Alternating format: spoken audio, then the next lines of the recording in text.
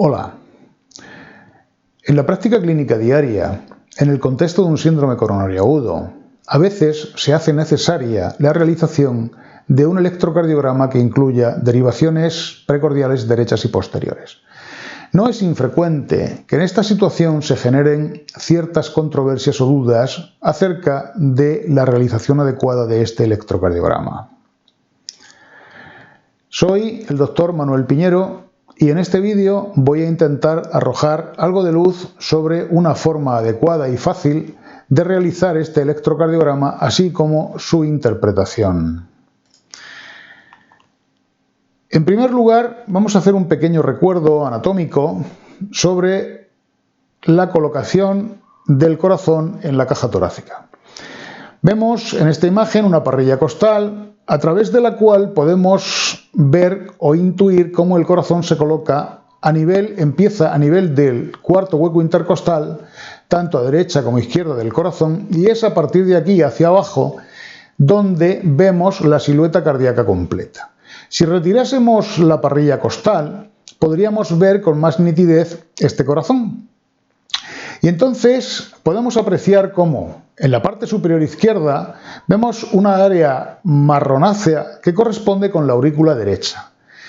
En el centro del corazón, en color amarillo anaranjado, vemos lo que corresponde con el ventrículo derecho, mientras que un poco abajo a la derecha vemos otra zona que es el ápex del corazón, que corresponde con la punta del corazón en el ventrículo izquierdo.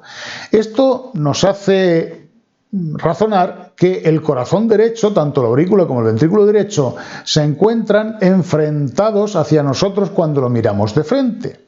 Por tanto, la colocación de los electrodos de forma correcta, enfrentados a las caras del ventrículo o de los ventrículos que queremos explorar, nos dará una imagen correcta de la patología que pueda presentar en un momento determinado. Si giramos al paciente un poquito, lo lateralizamos hacia la derecha, desde su costado izquierdo podemos apreciar efectivamente que en la parte anterior de la caja torácica se encuentra, ahora en color marronáceo, el corazón derecho. Esto sería lo que estoy marcando con el cursor, sería el ventrículo derecho y más arriba la aurícula derecha. Sin embargo, posterior a él, es decir, más a la derecha, puesto que lo estamos viendo de forma lateralizada, ahora encontramos en color amarillo anaranjado la silueta de lo que corresponde al ventrículo izquierdo y por encima de él estaría también en marrón la aurícula izquierda. Por tanto, vuelvo a insistir en que el corazón izquierdo se encuentra posterior al corazón derecho. ¿De acuerdo? Bien, ahora vamos a hacer un pequeño también recuerdo anatómico y fisiológico sobre la coronaria derecha. La coronaria derecha, que es la que va a irrigar la parte del corazón que hoy nos interesa, que es el ventrículo derecho, así como la cara posterior del corazón, después de originarse en la arteria aorta, se distribuye por el surco auriculoventricular derecho, girando por él, alcanzando la cruz del corazón en la parte posterior. En este punto desciende por el surco interventricular posterior, tal como estoy marcando con el cursor, originando la arteria descendente posterior. Además de irrigar la pared lateral del ventrículo derecho y su tracto de salida, origina cerca de su origen una rama para el nodo sinusal. La arteria descendente posterior, por su parte, o también denominada interventricular posterior, origina ramas septales que irrigan la porción posterior e inferior del tabique interventricular. De esta porción distal de la coronaria derecha se van a generar ramas posterolaterales que contribuyen a la irrigación de la región posterior e inferior del ventrículo derecho. Es decir, la coronaria derecha va a ser la responsable de los episodios de cardiopatía isquémica tanto del ventrículo derecho como de la cara posterior e inferior del corazón. Las derivaciones electrocardiográficas en el plano horizontal o transversal, o también denominadas derivaciones precordiales monopolares, son 6 y se nombran de V1 hasta V6. Los electrodos exploradores tendremos que situarlos de forma correcta y para ello debemos de colocar el correspondiente al V1 a nivel del cuarto hueco intercostal a la derecha del esternón. El V2 lo colocaremos en el mismo hueco intercostal para esternal izquierdo. El V4 lo colocaremos en el quinto hueco intercostal a la altura de la línea media clavicular, mientras que el V3 se va a colocar a medio camino entre V2 y V4. El V5, por su parte, se colocará sobre el quinto hueco intercostal en la intersección con la línea axilar anterior y el V6 finalmente sobre el mismo hueco intercostal pero confluyendo con la línea axilar media. Esta sería la colocación de los electrodos para un electrocardiograma de 12 derivaciones normal, el habitual. Bien, para poder localizar de forma correcta el cuarto hueco intercostal podemos servirnos de la localización del ángulo de Lewis. El ángulo de Lewis corresponde con la unión del manubrio esternal y el cuerpo del esternón que podemos localizar fácilmente intentando localizar este ángulo de forma anatómica mientras palpamos el tórax del paciente. El ángulo de Lewis corresponde, como se ve en la imagen, con el segundo espacio intercostal y a partir de aquí hacia abajo va a ser muy fácil pasar al siguiente espacio intercostal, que será el tercero, y al siguiente, que será el cuarto. Por tanto, ya tendremos cuál es la localización adecuada del cuarto hueco intercostal para empezar a colocar nuestros electrodos precordiales. En esta imagen podemos ver cómo se coloca correctamente los electrodos en el plano transversal u horizontal, tal como hemos explicado, V1, V2, V3, V4, V5 y V6, correspondiendo con el cuarto hueco intercostal y con el quinto hueco intercostal, mientras que V3 se colocará sobre la quinta costilla, es decir, a medio camino entre V2 y V4. El cableado de los electrodos correctamente se hará pues siguiendo los colores rojo, amarillo, verde, marrón, negro y lila, que van desde V1 hasta V6, de la forma habitual y además están marcados tanto con sus colores como con las letras identificatorias. Las derivaciones V1 y V2 exploran el tabique interventricular. Las derivaciones V3 y V4 se enfrentan a la cara anterior del ventrículo izquierdo explorándolo, mientras que las derivaciones V5 y V6 van a explorar la cara lateral del ventrículo izquierdo. En algunas ocasiones, como hemos dicho al principio, podemos interesarnos por la exploración del ventrículo derecho específicamente si presumimos que puede estar afectado por la coronaria derecha. Para ello nos vamos a valer de las denominadas derivaciones precordiales derechas, que son dos, específicamente dos, V3R y V4R. Estas se colocan simétricamente a la posición donde colocábamos las otras derivaciones denominadas V3 y V4, pero a la derecha del esternón. Por eso se denominan con la letra R de right en inglés, es decir, V3 right y V4 right. El cableado correcto de los electrodos para la exploración de estas precordiales derechas será tal como sigue. El electrodo correspondiente a V1 se va a quedar en su posición. V1 sigue siendo V1, no es V1 right, es V1. Mientras que el cable correspondiente al electrodo de V2 lo vamos a pasar al V3R, ¿de acuerdo? Pasando por tanto el amarillo a ser V3R. Y el verde pasará del V3 al V4R. De esta forma ya tendremos cableadas correctamente las precordiales derechas V3R y V4R. En otras ocasiones puede también sernos de utilidad la exploración de la cara posterior del ventrículo izquierdo. De hecho, habitualmente cuando se hacen derechas también se hacen posteriores. Para ello vamos a utilizar las derivaciones denominadas posteriores, que son V7, V8 y V9. Estas se colocan en el dorso del paciente a nivel del quinto hueco intercostal y en la línea de la intersección con la línea posterior axilar para V7, la V8 en la línea escapular media y V9 en la línea paravertebral izquierda respectivamente. ¿De acuerdo? V7, V8 y V9. Vemos aquí los electrodos colocados en un paciente real, en el quinto hueco intercostal, tal como hemos explicado. Ahora lo vamos a cablear. El cableado correcto de los electrodos se hará. El color marrón, que correspondía con V4, lo pasamos al V7. El de color negro, que correspondía con el V5, lo pasamos al V8. Y el de color lila, que correspondía con el V6, lo vamos a pasar al V9. Ya tenemos cableado V7, V8 y V9. De esta forma, si os dais cuenta, podemos tener las precordiales derechas y las posteriores cableadas en una misma tirada. Aquí se ve en esta imagen lo que hemos estado explicando. Cómo colocar derechas y posteriores de tal forma que se puedan realizar de una tacada. Es decir, V1 se queda donde está, V2 pasa a V3R, V3 pasa a V4R. Y en las posteriores V4 pasa a V7, V5 a V8 y V6 a V9.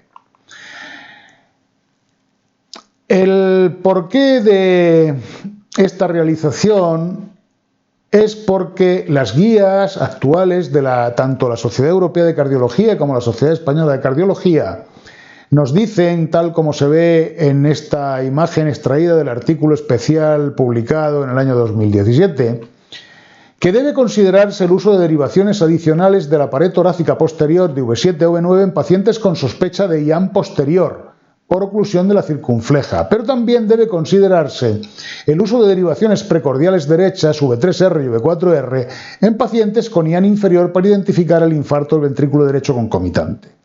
Quiero hacer hincapié en este punto, en que las derivaciones precordiales derechas, como dice la Sociedad Española de Cardiología, son V3R y V4R, no como surgen algunas dudas en algunos casos en las que se pretende hacer V5R, V6R, V7R.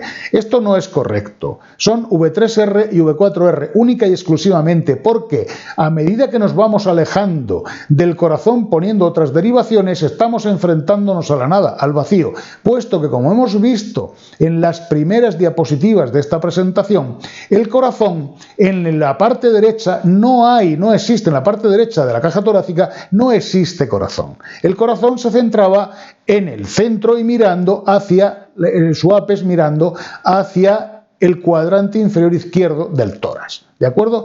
Por tanto, las únicas dos derivaciones derechas que exploraremos será V3R y V4R y ninguna más. Bien, ahora ponemos la imagen de un electrocardiograma automático de 12 derivaciones. Habitualmente los electrocardiogramas se hacen con una tirada automática en la cual nos salen todas las derivaciones.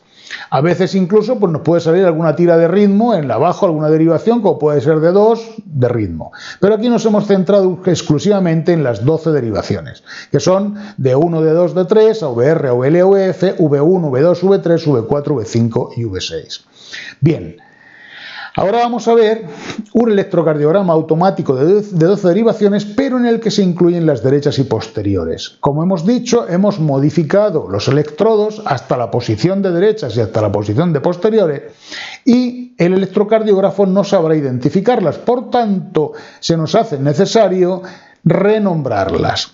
Cuando hacemos la tirada automática, nos sale este electrocardiograma con sus denominaciones originales, pero nosotros debemos de especificar cuáles son las derivaciones derechas, así como las derivaciones posteriores, y las denominaremos. La V1 se queda como estaba, la V3R, la V4R, y por su parte para las posteriores V7, V8 y V9. De esta forma queda bastante clara la identificación de derechas y posteriores en un electrocardiograma automático, que lo haremos de una sola tirada. Aquí vamos a ver otro electrocardiograma real que en un momento se pudo hacer, en el cual se pretende especificar las derivaciones derechas y se nos pone derechas y se remarcan V3 y V6. Bueno, esto no sabemos exactamente lo que es, yo no lo veo, porque V3 y V6 no son derechas. A lo mejor querían decir V3R y V4R, pues puede ser, pero a mí, de hecho, si no estoy presente en la realización del electrocardiograma, esto como mínimo me confunde. Pero es que ahora vamos a ver otro realizado para las posteriores, y volvemos a ver que se marcan V3 y V6, igual que en el anterior, y se nos dice que son las posteriores, cuando sabemos que las posteriores son V7, V8 y V9. Esto nos confunde, y sobre todo, si los que vamos a identificar el electrocardiograma no somos los que los hemos realizado, pues evidentemente podemos llegar a ciertos errores, a ciertas confusiones. Por tanto, vuelvo a poner una imagen de un electrocardiograma que no nos confunde, que claramente nos identifica derivaciones derechas y posteriores, V3R, V4R y V7, V8 y V9 para las derechas y para las posteriores respectivamente. Muy bien.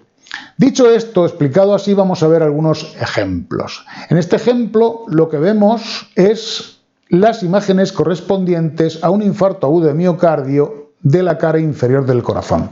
Por tanto, lo que vemos elevado, el segmento ST que vemos elevado y el punto J corresponde a D2, D3 y a VF, es decir, la cara inferior del corazón.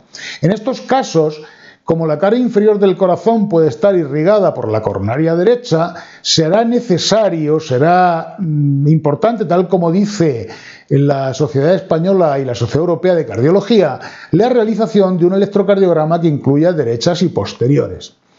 Otro ejemplo en el cual lo que vemos son una imagen de descensos del segmento ST que van de V2, V3 y V4, incluso algo de V5. Bien, esto nos podría simbolizar una imagen invertida de lo que debería corresponder con un IAN de la cara anterior. Pero claro, si es una inversión de un IAN de la cara anterior, podemos presumir que se puede tratar de un IAN posterior. Esto habrá que confirmarlo también, evidentemente.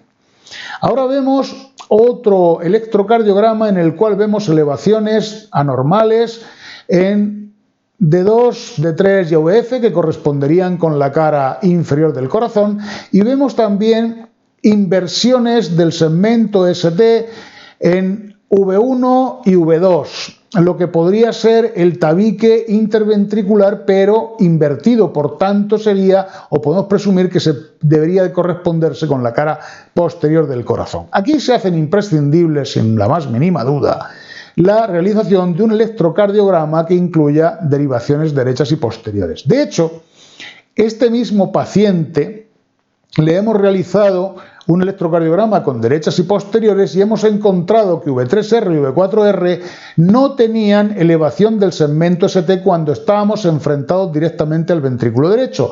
Por tanto, lo consideramos normal y presumimos que el ventrículo derecho no tiene una afectación isquémica. Sin embargo, sí que vemos elevaciones en V7, V8 y V9, es decir, en la cara posterior del corazón, por tanto, que ahora lo estamos mirando de frente. Es decir, al realizar las posteriores estamos mirando de frente al corazón. Por tanto, ya en lugar de una imagen invertida, lo que vemos es la imagen normal pero sobreelevada. E intuimos que pueda confirmarse que tiene un IAN posterior, no así un IAN de ventrículo derecho. Bien, otro ejemplo de IAN, en este caso ínfero-posterior y de ventrículo derecho, en el cual vemos, aquí marcadas con círculos, que hay elevación del segmento ST en D2, D3 y VF, lo que nos indica que tiene un IAN inferior. Pero además, una vez que le hemos hecho las precordiales derechas y posteriores, vemos como V3R está elevado, V4R también está elevado. Por tanto, tiene un IAN de ventrículo derecho. Pero es que además vemos también como V7, V8 y V9 también se encuentran elevados. Por tanto, también tiene un IAN posterior, de la cara posterior del corazón. Muy bien, pues espero que haya quedado clara la realización de un electrocardiograma de derechas y posteriores en esta presentación. Y sin más, pues muchísimas gracias